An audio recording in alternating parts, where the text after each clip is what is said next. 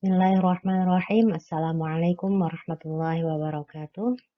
Alhamdulillahirabbil alamin. Assalatu wassalamu ala asyrofil anbiya'i wal mursalin sayyidina maulana Muhammad wa ala alihi wa sahbihi ajma'in. Amma ba'du. Pada kesempatan kali ini saya akan sedikit menjelaskan mengenai parafrase.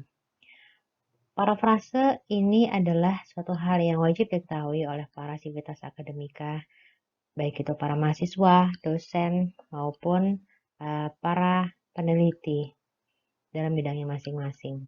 Parafrase merupakan salah satu cara untuk menghindari plagiasi. Apa itu plagiasi? Menurut Peraturan Menteri Pendidikan Nasional Republik Indonesia Nomor 17 Tahun 2010 tentang pencegahan dan penanggulangan plagiat di perguruan tinggi, plagiat merupakan perbuatan secara sengaja atau tidak sengaja dalam memperoleh atau mencoba memperoleh kredit atau nilai untuk suatu karya ilmiah dengan mengutip sebagian atau seluruh karya dan atau karya ilmiah pihak lain yang diakui sebagai karya ilmiahnya tanpa menyatakan sumber secara tepat dan memadai. Jadi di sini ada beberapa poin yang bisa kita ambil. Yang pertama, plagiasi baik dilakukan secara sengaja maupun tidak sengaja itu sama dosanya.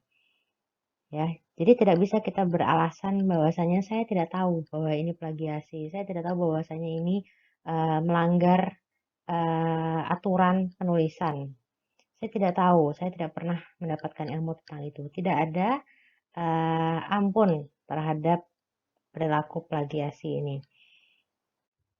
Kemudian yang kedua, plagiasi itu dilakukan dengan cara mengutip sebagian atau seluruh karya, kemudian diakui sebagai karya ilmiahnya.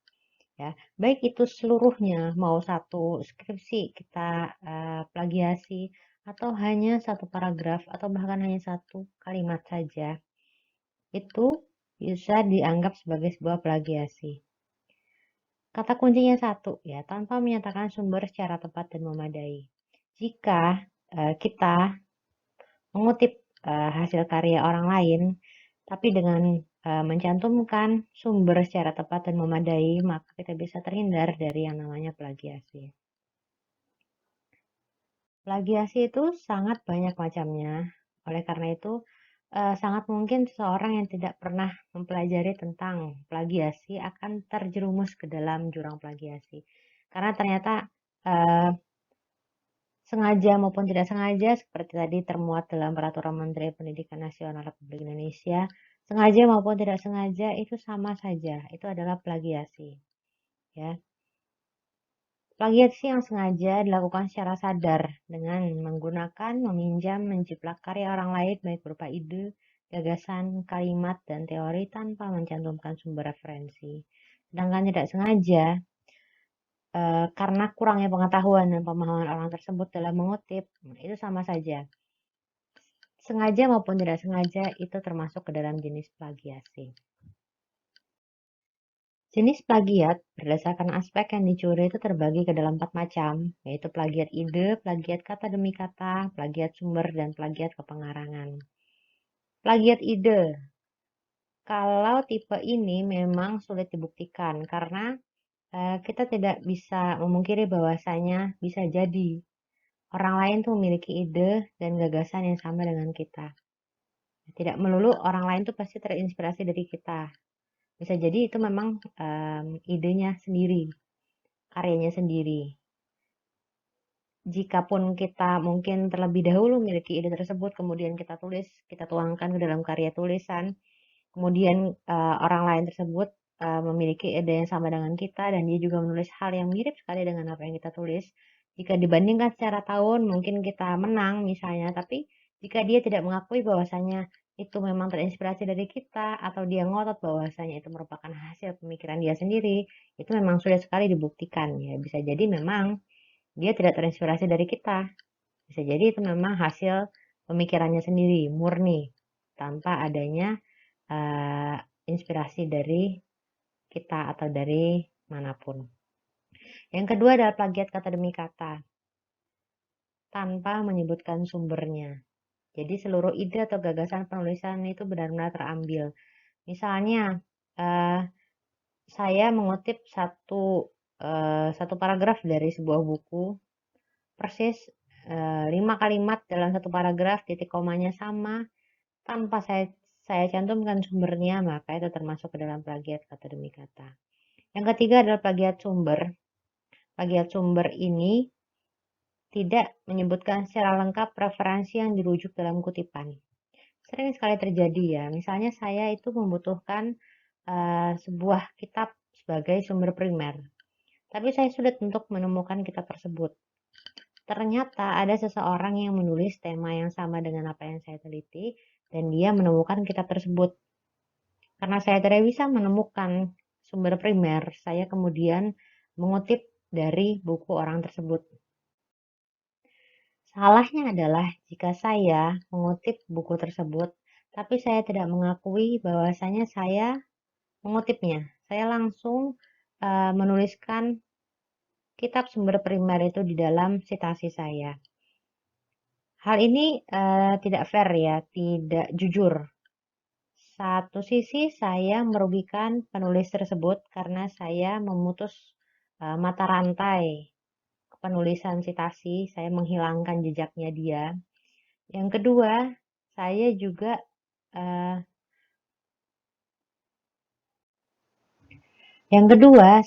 memutus mata rantai referensi terhadap penulis-penulis setelah saya. Bisa jadi banyak orang yang kemudian ingin menulis tema yang terinspirasi dari penelitian saya, tapi mereka juga tidak bisa menemukan sumber primer tersebut. Ya. Saya tidak menuliskan buku orang yang tadi saya kutip, sehingga orang lain itu tidak tahu. Mereka kira tidak ada orang lain yang bisa menemukan kitab yang dijadikan sebagai sumber primer. Maka itu akan memutus mata rantai pengetahuan, terutama dalam hal referensi yang sulit dicari. Yang keempat adalah plagiat kepengarangan. Tipe ini mengakui karya tulis yang disusun oleh orang lain sebagai miliknya sendiri. Jadi sengaja untuk membohongi publik. Misalnya saya membeli skripsi, ya, kemudian saya ganti covernya, saya ganti dengan judulnya dengan yang saya mau, namanya saya ganti dengan nama saya, selesai tanpa mengubah apapun di dalamnya. Jadi itu hanya mengganti covernya saja. Itu disebut dengan plagiat kepengarangan. Jika dilihat dari proporsi yang dibajak, ya, plagiasi itu terbagi ke dalam 3 macam. Plagiat ringan, sedang, dan total. Kalau plagiat ringan itu kurang dari 30%. Dari mana kita mengetahui proporsi plagiasi ini? Banyak sekali alat untuk mengecek tingkat plagiasi yang dilakukan oleh seseorang. Salah satunya yang sering digunakan itu adalah Turnitin, tapi itu memang berbayar ya.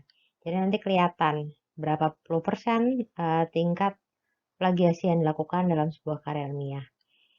Disebut dengan plagiasi ringan jika jumlahnya kurang dari 30%. Plagiasi sedang itu antara 30-70%, sedangkan plagiasi total itu 70% sampai 100%. Yang ditolerir biasanya memang plagiasi ringan ya, karena seringkali yang terdeteksi kesamaan kata maupun referensinya itu misalnya judul atau nama atau ayat Al-Quran atau catatan kaki daftar pustaka. Nah, itu seringkali terdeteksi oleh Turnitin. Jadi kalau di bawah dari 30% itu masih diterima. Jika dilihat berdasarkan pola, maka plagiasi itu terbagi ke dalam 4 macam: plagiarisme total, plagiarisme parsial, autoplagiasi atau self-plagiarism, dan plagiarisme antar bahasa. Plagiarisme total jika seseorang itu menjiplak atau mencuri hasil karya orang lain seluruhnya dan mengklaim sebagai karyanya. Biasanya yang diganti hanya sekitar nama, kemudian instansi, dan juga sedikit judul dan beberapa hal lain, agar terlihat sedikit berbeda dengan artikel aslinya, tapi sebenarnya isinya masih persis sama. Yang kedua adalah plagiarisme parsial. Jadi dia menjiplak sebagian hasil karya orang lain. Kalau yang tadi kan seluruhnya. Kalau ini masih sebagian. Jadi yang diambil adalah pernyataan, landasan teori, sampel, metode analisis, pembahasan atau kesimpulan.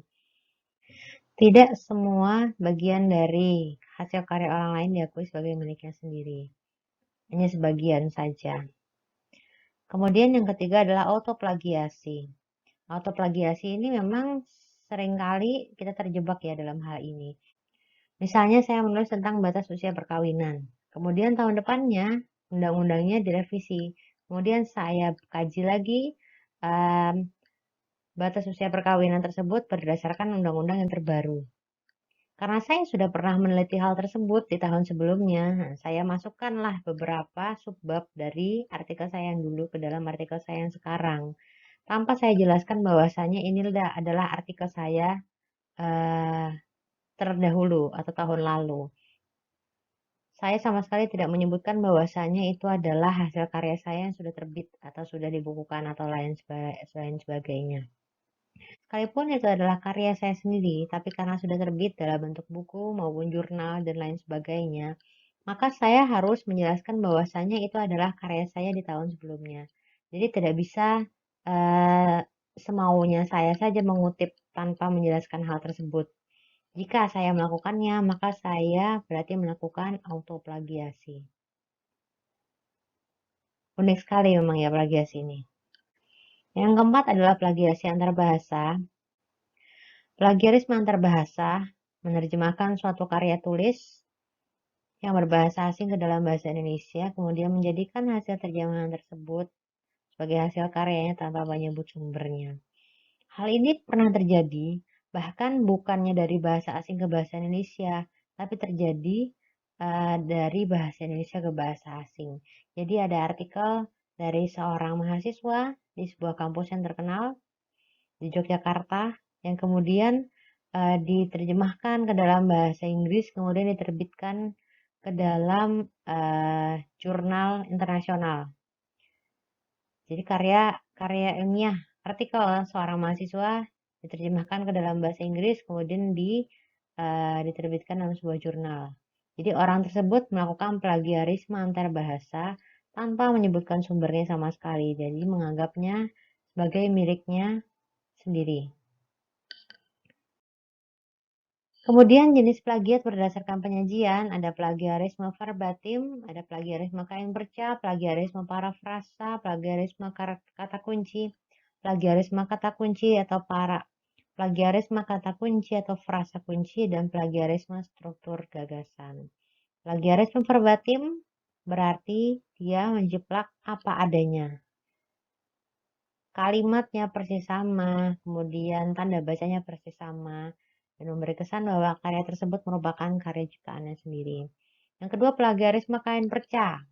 Misalnya saya ingin meneliti tentang batas usia perkawinan, saya kumpulkan beberapa referensi tentang hal tersebut, kemudian saya ambil kalimat pertama dari buku pertama, kalimat kedua dari buku kedua, kalimat ketiga dari buku ketiga, sehingga menjadi satu kesatuan paragraf. Semuanya saya lakukan seperti itu, keseluruhan artikel saya. Itu berarti saya melakukan plagiarisme kain perca. Saya satukan beberapa sumber tanpa menyebutkan rujukan. Kemudian saya satukan menjadi suatu karya yang utuh dan saya akui sebagai karya saya sendiri. Yang ketiga adalah plagiarisme parafrasa. Jadi tidak seperti plagiarisme verbatim yang menjiplak keseluruhan tulisan apa adanya. Plagiarisme parafrasa ini masih melakukannya dengan kalimatnya sendiri. Jadi ide atau gagasannya saja yang diambil, kemudian dituangkan dengan kalimatnya sendiri. Kurangnya satu nih, tapi dia tidak mencantumkan referensi ataupun kutipan. Maka dia tetap terjebak ke dalam plagiarisme. Keempat adalah plagiarisme kata kunci atau frasa kunci, yaitu dia mengambil sejumlah kata kunci dari penulis asli dan memparafrasakannya dengan kata-katanya sendiri. Dan yang kelima adalah plagiarisme struktur gagasan, yaitu mengambil struktur gagasan orang lain kemudian dituangkan lagi agar terlihat berbeda. Kalau plagiarisme struktur gagasan ini ya mirip seperti plagiasi ide tadi di depan ya. Sekali lagi memang agak sulit membuktikannya, tidak bisa kita tidak bisa kita pastikan bahwasanya orang lain itu menjiplak ide kita. Bisa jadi memang idenya sendiri tanpa adanya sangkut paut dengan hasil karya kita. Nah, bagaimana caranya agar kita terhindar dari plagiasi? Setidaknya ada dua hal yang harus kita lakukan. Yang pertama itu harus mencantumkan citasi, ya. Kita harus menyebutkan sumber referensi dari mana kita menemukan tulisan tersebut, dari mana kita menemukan kutipan tersebut. Bentuknya bisa footnote, bisa body note, bisa in-note, bisa end-note, ya macam-macam. Yang penting ada keterangannya dari mana kita dapatkan kutipan tersebut. Yang kedua adalah parafrase, karena sekalipun kita menyertakan sumber referensinya dengan jelas, tapi jika kita melakukannya tanpa parafrase, kita menyalin apa adanya dari tulisan orang lain, kita masih akan terjebak ke dalam alat pengecek plagiasi. Ya. Alat pengecek plagiasi itu akan mendeteksi berapa banyak kata yang sama, kemudian pola kata yang sama, sehingga kalau kita hanya bermodalkan sitasi, itu masih akan terdeteksi alat tersebut. Pasti akan tinggi tingkat plagiasinya, maka kita harus melakukan parafrase. Apa itu parafrase? Salah satu cara meminjam gagasan atau ide dari sebuah sumber tanpa menjadi plagiat. Kalau dalam kamus Oxford Advanced Learners Dictionary, parafrase adalah cara mengekspresikan apa yang telah ditulis dan dikatakan oleh orang lain dengan menggunakan kata-kata yang berbeda agar membuatnya lebih mudah dimengerti. Kata kuncinya adalah menggunakan kata-kata yang berbeda.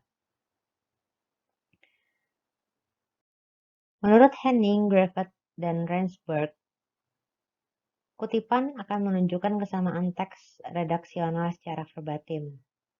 Tapi parafrasa itu akan membuat kita meminjam pendapat orang lain dengan cara mempertahankan makna aslinya secara utuh dan seimbang. Tidak melakukannya secara verbatim seperti halnya kutipan biasa. Parafrase juga memiliki kegunaan yang lain.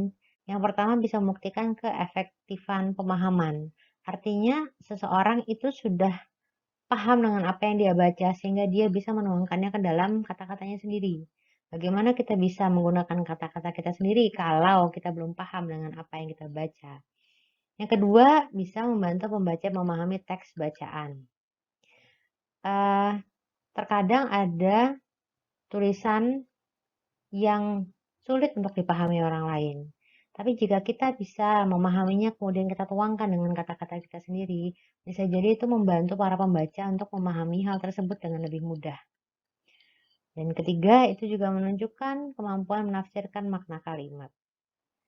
Jadi, parafrase juga menjadi salah satu indikator bahwasanya orang yang menulis itu paham dengan apa yang dia tulis.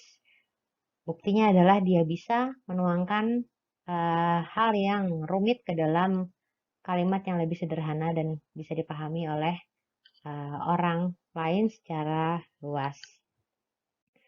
Ingat, parafrase itu bukan ringkasan ya, bukan artinya yang dari 3 kalimat menjadi 1 kalimat, bukan.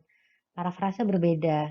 Ringkasan itu pasti menjadikannya lebih sedikit, tapi parafrase itu tidak tentu. Ya. Misalnya ini, rubah itu mengikuti mangsanya di bawah cahaya rembulan. Telinga besar dan mata berbinar-binarnya sangat mewaspadai gerakan kelinci selanjutnya. Contoh yang kedua, ini adalah bentuk parafrase. Jadi, menggambarkan keadaan tersebut ke dalam kalimat yang kita pilih sendiri. Kelinci terdiam di bawah cahaya bulan, sedangkan rubah meninjau sekitarnya dengan pendengaran dan penglihatan malamnya yang hebat. Jadi, ada sedikit perubahan yang terjadi dibanding dengan kalimat utamanya tadi. Jika kita lihat posisi kalimatnya berubah. Kalau yang kalimat utama itu menceritakan tentang rubah dulu, kalau di kalimat parafrase menceritakan tentang kelinci dulu. Kemudian telinga besar dan mata berbinar-binar itu diubah dengan istilah pendengaran dan penglihatan malamnya yang hebat. Jadi ada perubahan-perubahan yang terjadi ketika kita melakukan parafrase. Ya, bisa jadi posisinya kita ubah, kemudian pemilihan katanya juga kita ubah. Kalau contoh yang ketiga ini adalah ringkasan. Rubah memburu kelinci di malam hari menggunakan telinga dan matanya. Itu hanyalah merupakan ringkasan dari kalimat pertama tadi. Ringkasan itu seringkali memuat kata yang sama persis dengan apa yang dituliskan dalam kalimat utama. Sedangkan parafrase menghindari hal tersebut. Tidak tentu kemudian hasil parafrase akan lebih pendek daripada kalimat utama. Bisa jadi lebih panjang. Intinya adalah ada perubahan diksi dan juga ada perubahan dari bentuk kalimat dibanding dengan kalimat utama.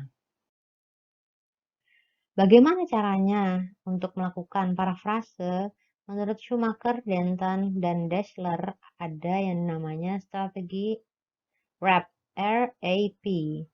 R untuk read atau baca, A untuk ask yang berarti tanya. Tanyakan pada diri sendiri apa yang menjadi pokok pikiran dan kalimat-kalimat pendukungnya. Dan P untuk paraphrase, ubahlah untuk mengungkapkan kembali dengan kata-kata sendiri. Jadi ada 3 hal yang bisa kita lakukan untuk melakukan parafrase. Yang pertama tentunya baca dulu. Baca, pahami. Ask, tanyakan pada diri kita sendiri. Ini yang mana pokok pikirannya? Jika kita sudah ketemu yang mana pokok pikiran dan yang mana kalimat pendukungnya, baru kita bisa mengubahnya dengan kata-kata kita sendiri. Setidaknya ada 3 syarat untuk melakukan parafrase. Ya. Pertama itu kita harus mengubah diksi. Yang kedua kita mengubah kelas kata. Yang ketiga kita mengubah urutan kata. Yang pertama mengubah diksi. Kalau contoh tadi ya, misalnya telinga rubah, mata rubah diganti dengan pendengaran dan penglihatan.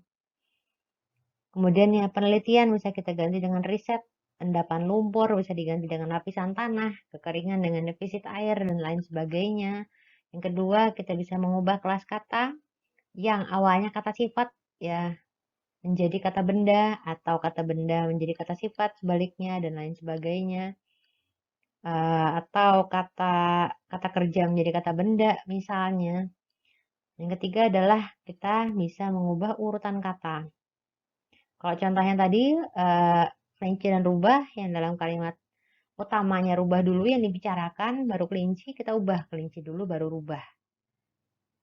Ada urutan-urutan yang kita ubah. Atau contoh di sini, peradaban Mesir kuno jatuh sekitar tahun 2180 sebelum Masehi. Kita ubah nih urutannya. Titik-titik bla bla bla di tahun 2180 sebelum Masehi. Hal inilah yang kemudian menjadi awal jatuhnya peradaban Mesir. Ya, jadi tahunnya kemudian kita taruh ke depan. Kalau yang tadi aslinya dia ada di belakang. Jadi 3 hal ini adalah syarat utama untuk melakukan parafrase. Tidak hanya salah satu saja.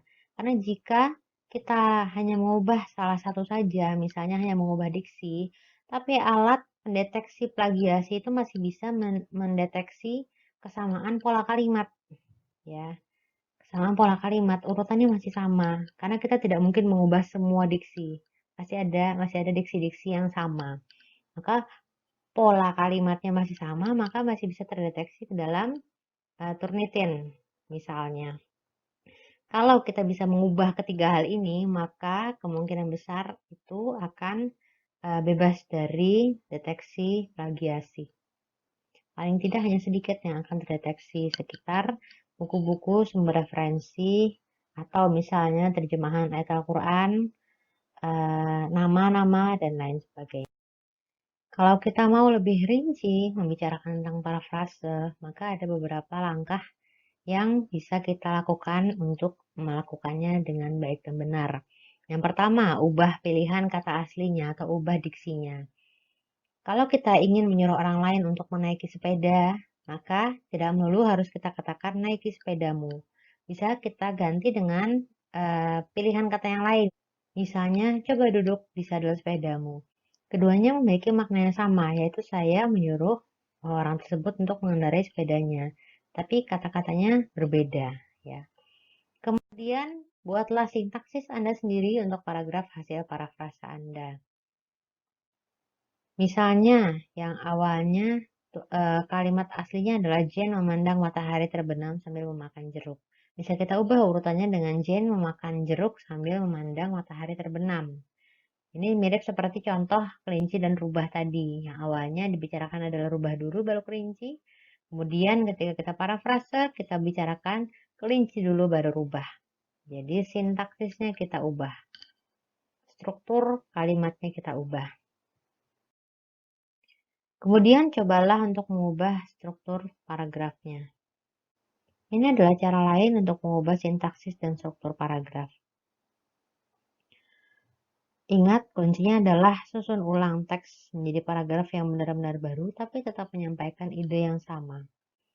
Contohnya dari paragraf ini, ya, bisa diparafraskan menjadi contoh yang ini. Idenya sama, tapi kemudian kita susun ulang teksnya dengan susunan yang benar-benar baru, berbeda. Misalnya, coba kita lihat di kalimat pertama dulu. Jane membanting setir ke jalan untuk menghindari menabrak rusa. Kita coba parafrasekan. Ya, kalau tadi dia membanting setir ke jalan untuk menghindari menabrak rusa, kita ubah susunannya. Jane melihat rusa di jalan sehingga dia membelokkan mobilnya untuk menghindari hewan tersebut. Jadi yang awalnya belok banting setir dulu ceritanya untuk menghindari menabrak rusa. Dalam parafrase kita kemukakan dulu rusanya sehingga itu menyebabkan dia membelokkan mobilnya. Itu adalah salah satu contoh. Kemudian kalimat-kalimat selanjutnya itu juga menunjukkan bagaimana kita melakukan pengubahan struktur paragraf dan juga pengubahan diksi. Jangan lupa idenya harus tetap sama. Kita harus ingat bahwasanya ada lebih dari satu cara untuk memparafrasakan sebuah paragraf. Tidak ada paragraf yang diparafrasekan secara lebih baik satu di antara yang lain, ya. Karena bisa jadi satu kalimat itu masing-masing orang bisa memparafrasakannya dengan cara yang berbeda. Ada yang susunannya sangat jauh berbeda atau diksinya berbeda-beda satu dengan yang lain. Hasil parafrasa satu orang dengan yang lain itu bisa jadi berbeda walaupun kalimat utamanya itu sama.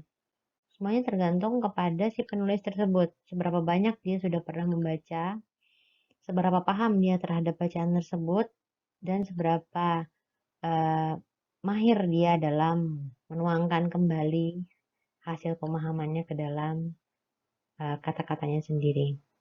Kalau kita yang melakukan parafrase, mungkin akan lebih mudah jika kita menggunakan diksi-diksi berikut. Misalnya, jika kalimatnya tentang argumen seseorang, kita bisa memulainya dengan Fulan menegaskan bahwa, atau Fulan menyatakan bahwa, atau Fulan menganjurkan bahwa, tentang argumentasi. Tentang atensi atau perhatian, misalnya contohnya sebagaimana yang Fulan percayai, sebagaimana yang Fulan amati. Kalau asumsi, Fulan menganggap bahwa, atau Fulan mengira bahwa, atau inferensi bisa kita tuliskan Fulan menyimpulkan bahwa, atau Fulan menarik kesimpulan bahwa. Jika tentang uraian, maka bisa kita tuliskan dengan Fulan menjelaskan bahwa, Fulan menguraikan bahwa, Fulan menerangkan bahwa, dan lain sebagainya. Jadi diharapkan jika kita melakukan parafrase dan kita bingung bagaimana cara untuk memulainya, kita bisa menggunakan pilihan diksi ini sebagai salah satu cara untuk memulai parafrase kita. Sekian pembahasan tentang parafrase dalam kesempatan kali ini. Semoga bermanfaat. Terima kasih atas perhatiannya. Wassalamualaikum warahmatullahi wabarakatuh.